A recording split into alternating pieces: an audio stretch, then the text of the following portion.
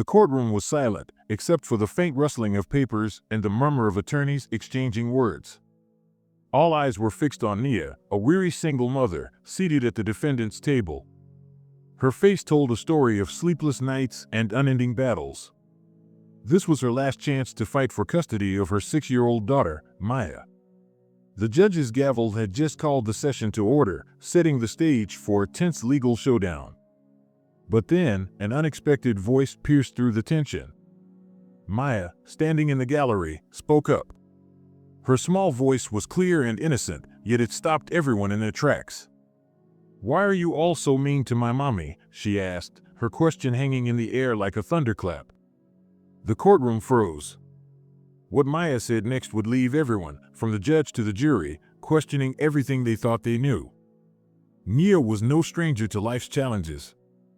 As a single mother raising her 6-year-old daughter Maya, every day felt like an uphill battle. Her job at a local diner barely covered rent, let alone the mounting expenses of raising a child. Still, she pushed forward, determined to give Maya the best she could, even if it meant going without herself. One particularly rough day, Maya had fallen ill with a high fever. Nia rushed to the pharmacy to buy medication, desperate to ease her daughter's suffering. In her haste, she parked in a restricted zone, thinking she'd only be gone a moment.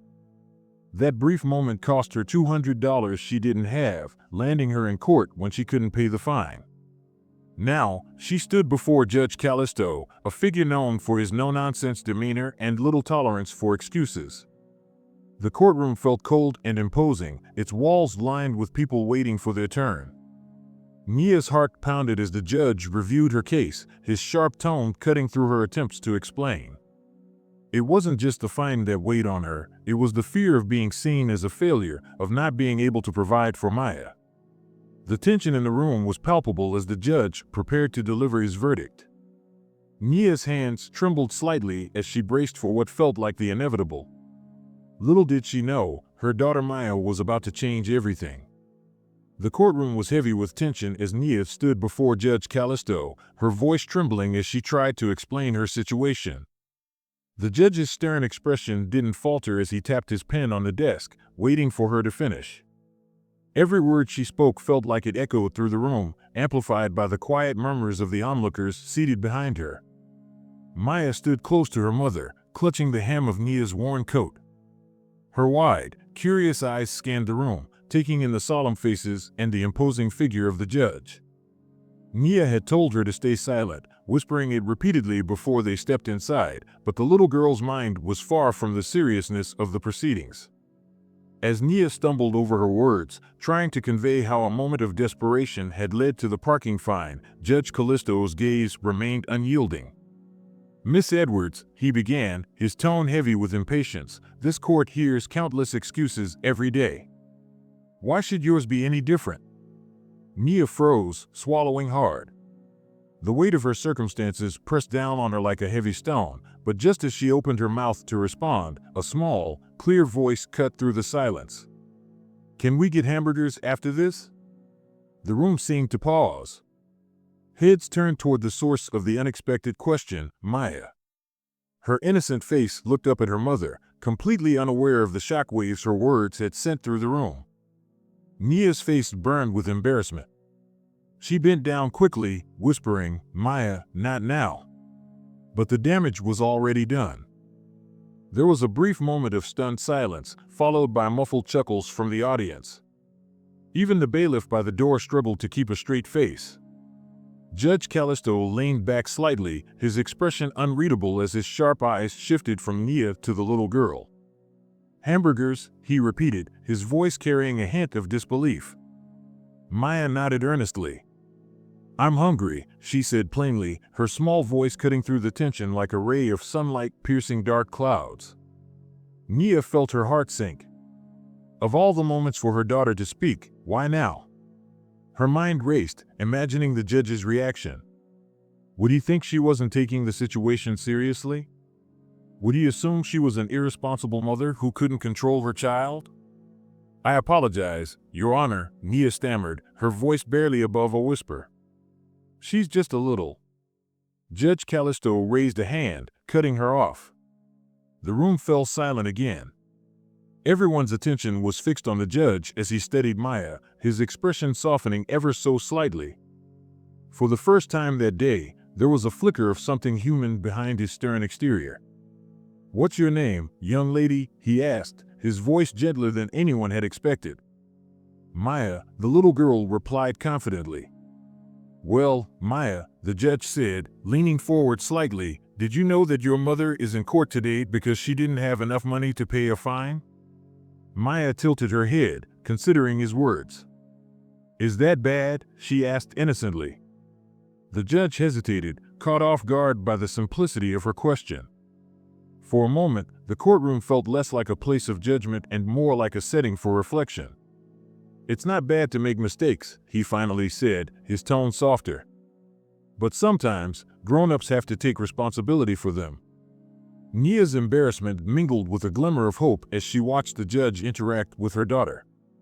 The once intimidating atmosphere seemed to lighten, the tension that had gripped the room melting away in the face of Maya's innocent honesty. Judge Callisto straightened, addressing Nia directly. "Your daughter has reminded us all of something important today, that even in serious matters, there's room for understanding." The courtroom murmurs grew louder, filled with a mixture of amusement and admiration for the little girl who had managed to change the tone of the day. For Nia, the moment was both terrifying and oddly comforting. In her most vulnerable hour, her daughter's simple words had shifted the focus from judgment to compassion. The room held its breath as Judge Callisto, known for his rigid demeanor, shifted his attention entirely to Maya. His stern face softened slightly, an expression so rare that even the bailiff standing near the door raised an eyebrow. The audience, still recovering from Maya's unexpected question, watched with growing curiosity. The judge leaned forward, folding his hands on the desk. "Maya," he began, his voice calm and measured, "can you tell me why you're thinking about hamburgers right now?" Nia's heart pounded. She glanced nervously at her daughter, silently pleading for her to stay quiet, but Maya's innocent nature had no place for fear or hesitation. She looked up at the judge with wide eyes and said, "Because I'm hungry. Mommy said we might get some after this, but it's taking a long time." A ripple of suppressed laughter spread through the room. The judge's lips twitched ever so slightly, as if fighting back a smile. His reputation for strictness preceded him, and this moment felt entirely out of character. "And do you know why your mommy is here today?" he asked, his tone carrying a curious gentleness that caught everyone off guard. Maya shook her head. "No. She just said she had to talk to you because of a ticket." The judge nodded slowly, his gaze shifting briefly to Nia, who stood frozen in place. Then he looked back at Maya, his tone still kind but with a seriousness that suggested he wasn't just humoring the little girl. "Your mom got a ticket because she parked in the wrong place. She had to, because she was taking care of you when you weren't feeling well. That ticket costs money, and when people don't pay, they have to come here to explain why." Maya blinked, her young mind processing the explanation. "But we don't have a lot of money," she said matter-of-factly, her voice carrying the unfiltered honesty of a child. The judge leaned back, his chair creaking slightly. His gaze swept the room, as if gauging the reaction of those present. Whispers filled the air, people exchanging glances. This was not the Judge Callisto they were accustomed to seeing. For years, he had been known as unyielding, a man who seldom entertained excuses and rarely showed patience for anything outside the strict letter of the law. Yet here he was, engaging in a conversation with a 6-year-old, his tone devoid of the usual sharpness. "You're right," he finally said to Maya. "Sometimes, money can be a problem for families. And that's why your mom is here today, to try and make things right." The courtroom was silent now, the audience hanging on his every word. Nia stood motionless, her mind racing. Was this some kind of test? She couldn't tell what the judge's intentions were, and the unpredictability of the moment made it all the more unnerving. Judge Callisto turned back to Nia. "Miss Edwards," he said, his voice firm but no longer harsh, "it seems your daughter has a way of putting things into perspective. Let's continue this conversation, but I'd like Maya to stay right where she is." Sometimes, we adults can learn a lot from the honesty of a child. Gasps rippled through the courtroom. This was not the outcome anyone had anticipated, and the suspense grew as everyone waited to see what the judge would say next. For Nia, the moment carried a fragile hope, a feeling that perhaps this day might not end as badly as she had feared. Judge Callisto adjusted his glasses, his gaze steady as he addressed Maya again. "Maya, do you know why your mommy was in such a hurry that day?" Maya glanced at Nia, her tiny fingers gripping her mother's hand. She hesitated for a moment, then nodded. "Mommy had to get my medicine. I was sick, and we didn't have it at home," she said softly, her voice carrying across the quiet courtroom. The judge leaned forward. "And why do you think your mommy had to park where she wasn't supposed to?" Maya thought for a moment, her young mind working to piece together her understanding. "Mommy always says it's hard to find a parking spot at the store. And she didn't want me to stay in the car too long because it was hot. She said she'd be quick." Nia closed her eyes for a moment, her chest tightening as Maya unknowingly laid bare the choices she had made that day. "But Mommy works a lot," Maya continued, her words tumbling out as if eager to explain. "She's always tired because she has to work at night and in the morning. Sometimes she doesn't sleep and she forgets to eat. But she never forgets to take care of me. She says I'm the most important thing." A quiet gasp escaped someone in the audience, and a few heads turned to look at Nia, whose face was now flushed with emotion. Judge Callisto's expression remained composed, but there was a slight softening around his eyes. "What kind of work does your mommy do, Maya?" he asked gently. "She cleans houses and works at a diner," Maya replied, her small voice carrying a hint of pride. "She always smells like pancakes when she comes home. I like it." The courtroom shifted. A previously unsympathetic atmosphere began to melt under the weight of Maya's innocence and the raw truth in her words. Each detail painted a vivid picture of a mother who sacrificed everything for her child, even if it meant breaking small rules to keep her safe and healthy. "Does your mommy talk to you about how hard it is for her?" the judge asked, his tone careful. Maya shook her head. "No, she says I don't have to worry about grown-up stuff. But I know. Sometimes, I hear her crying at night when she thinks I'm sleeping." A wave of quiet murmurs rippled through the audience. Even the stenographer, typically focused only on her typing, looked up briefly, her eyes glistening. Nia's throat tightened, and she fought back tears. She wanted to tell Maya to stop, to shield her from bearing so much of their life. But Maya's voice, filled with unshakable love and honesty, carried on. "She says everything she does is for me," Maya finished, her gaze unwavering as she looked back at the judge.